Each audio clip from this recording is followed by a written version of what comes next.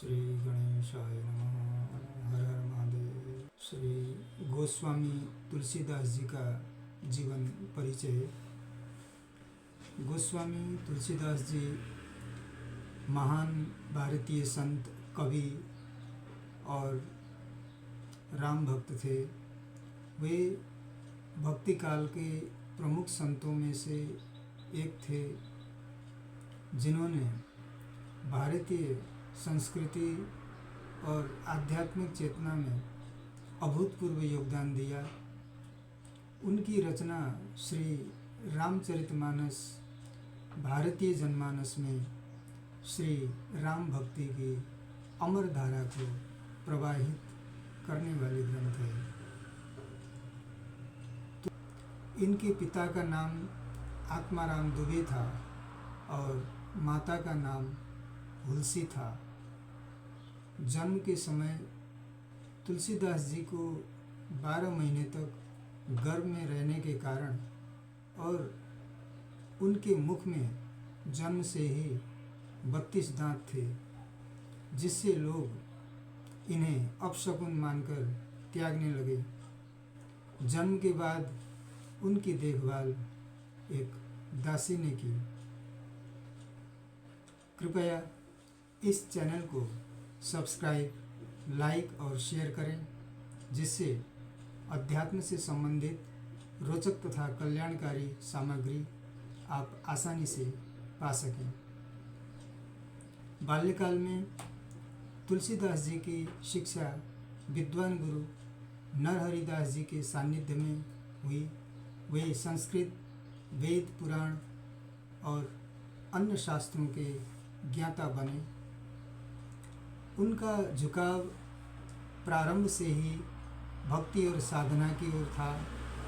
गुरु के मार्गदर्शन में उन्होंने श्री राम कथा का गहन अध्ययन किया और श्री राम के प्रति अनन्य भक्ति जागृत हुई। युवावस्था में उनका विवाह रत्नावली नामक कन्या से हुआ, किंतु जब तुलसीदास जी पत्नी के अत्यधिक प्रेम में लीन थे, तब रत्नावली ने उन्हें सचेत करते हुए कहा, अस्थि चर्ममय देह यह, तासों ऐसी प्रीति, जो होती श्री राम महे, तो काहे भवभीत। इस वाक्य ने तुलसीदास जी के जीवन की दिशा बदल दी। उन्होंने संसार का त्याग कर दिया और संन्यास ग्रहण कर भगवान श्री राम की भक्ति में लीन हो गए।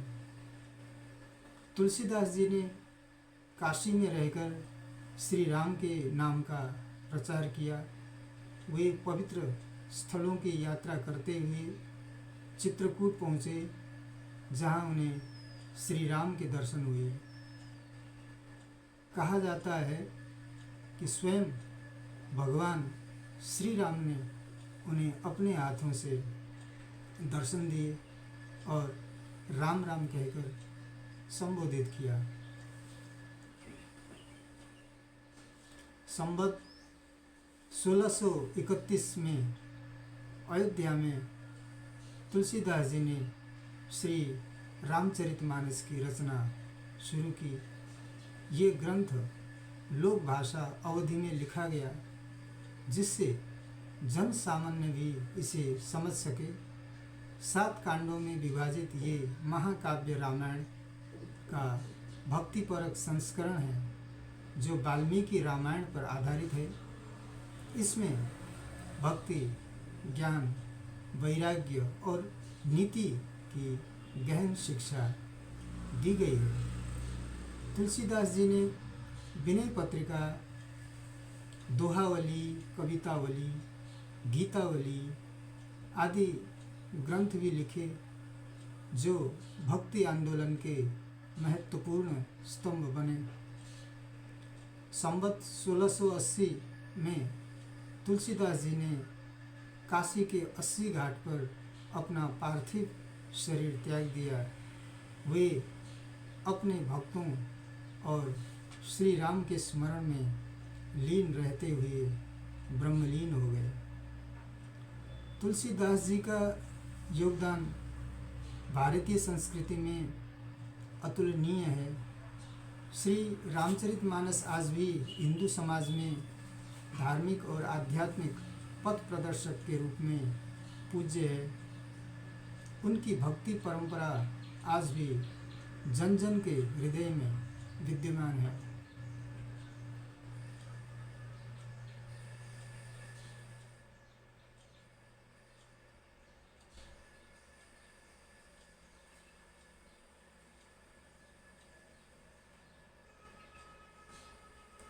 गोस्वामी तुलसीदास जी भारतीय भक्ति परंपरा के महान संत थे।